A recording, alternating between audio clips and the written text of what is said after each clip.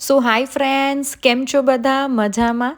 સો આજે આપણે સ્ટ્રોબેરીનું છે એ સિરપ બનાવી છે અને ખૂબ જ સરસ રીતે છે એ પ્રિપેર કરી અને તૈયાર કરી છે.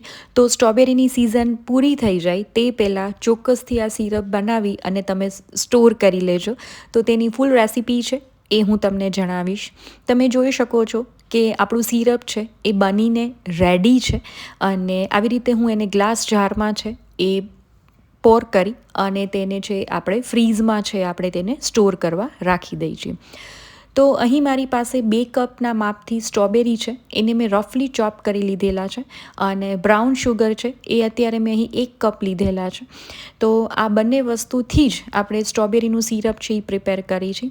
તો ફર્સ્ટ ઓફ ઓલ ગેસની ફ્લેમ ઓન કરી આપણે એક વેસલ છે એ આપણે લીધેલું છે અને ત્યાર પછી આની અંદર ડાયરેક્ટ આપણે સ્ટ્રોબેરી છે એ આપણે એડ કરી દઈએ છીએ અને અહીં મેં સ્ટ્રોબેરી છે એ 2 કપના માપથી છે એ લીધેલી છે અને બ્રાઉન શુગર છે એ હું 1 કપના માપથી લઉં છું. તો ફ્રેન્ડ્સ, સ્ટ્રોબેરીનું આ સિરપ છે તમે જો બનાવી અને સ્ટોર કરીને ફ્રીઝમાં રાખી દો તો વર્ષ દિવસ સુધી છે તે સિરપને કશું જ થતું નથી. અને હું પર્સનલી જ્યારે આ સિરપ પ્રિપેર કરું છું ત્યારે આવી રીતે ચંક્સમાં જ તેને પ્રિપેર કરું છું. અધરવાઇઝ તમારે સ્ટ્રોબેરીને મિક્સર જારમાં પીસી અને તેનો પલ્પ કરવો હોય તો પણ તમે કરી શકો છો, પણ આ રીતે કરવાથી તેનો ટેસ્ટ પણ સરસ આવે છે અને થોડોક તેના ચંક્સ પણ છે એ એમાં આવે છે. તો તમે એઝ અ જામ તરીકે પણ તમે તેને યુઝ કરી શકો છો. હવે 2 મિનિટ પછી છે તેની અંદર આપણે આ બ્રાઉન શુગર છે એ એડ કરી દઈએ છીએ જેથી કરીને શુગરનું છે એ પાણી છે એ રિલીઝ થશે અને આ રીતે છે તેને હળવા હાથે પ્રેસ કરતા જઈએ છીએ અને મિક્સ કરતા જઈએ છીએ. તો ફ્રેન્ડ્સ, તમને ખબર છે સ્ટ્રોબેરીમાં વિટામિન સી છે એ ખૂબ જ સારા પ્રમાણમાં છે આવેલું હોય છે અને સ્ટ્રોબેરી છે એ હાઈ ઇન ફાઇબર હોય છે જે આપણા ડાયજેશન સિસ્ટમને પણ છે એ ઇમ્પ્રૂવ કરવાનું કામ કરે છે. ઇવન આમાં નેચરલ શુગર આવેલી હોય છે તો જે ડાયાબિટીસ પેશન્ટ છે તેને પણ સ્ટ્રોબેરી કન્ઝ્યુમ છે એ કરી શકે છે અને તમારા સ્કિન માટે પણ છે એ ખૂબ જ બેનિફિશિયલ છે એ સ્ટ્રોબેરી છે.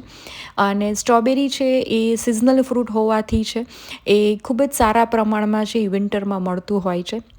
હવે તમે જોઈ શકો છો કે આપણી ખાંડ છે એ ઓગળી ગઈ છે. ત્યાર પછી મીડિયમ ગેસની ફ્લેમ ઉપર છે આપણે આ પ્રોસેસ કરી છે. તો આ રીતે તેને હલાવતા જઈએ છીએ અને મિક્સ કરતા જઈએ છીએ. સ્ટ્રોબેરીને છે એ ચડતા બહુ વાર લાગતી હોતી નથી એટલે આ રીતે તેને પ્રેસ આઉટ કરતા જઈએ છીએ અને તેને મિક્સ કરતા જઈએ છીએ. તમે જોઈ શકો છો. અને જો તમારે એકદમ પ્યુરી કરી અને તેને સ્ટોર કરવું હોય તો તમારે અહીં ચંક્સની બદલે તેની પ્યુરી પણ તમે લઈ શકો છો.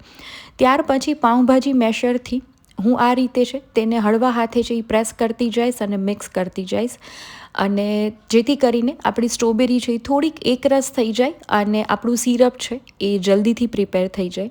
તો તમે જોઈ શકો છો કે ખૂબ જ સરસ કલર છે એ આપણો પકડાઈ ગયો છે અને સ્ટ્રોબેરીનો નેચરલ કલર જ ખૂબ જ સરસ આવે છે.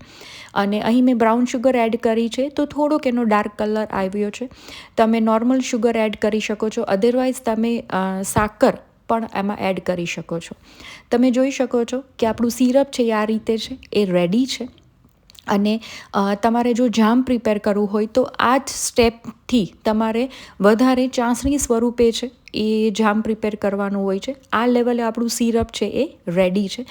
તો હું એને ફક્ત 1 મિનિટ માટે છે ઉકાળી અને તૈયાર કરી દઈશ.